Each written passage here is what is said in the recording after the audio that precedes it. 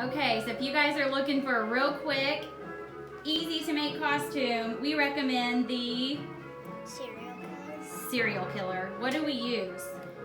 We used 2 bags of cereal.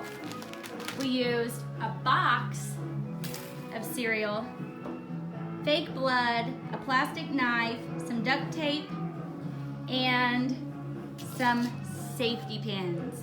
We adhered the cereal to the costume from the inside of the shirt and the word Serial Killer. Splattered some fake blood. We adhered the box with safety pins from the inside, and we face painted with some store-bought face paint, and we used some vampire blood. So, oh, and the last thing we used was zombie gray cream makeup. We used a shirt we already had and a pair of coveralls we already had.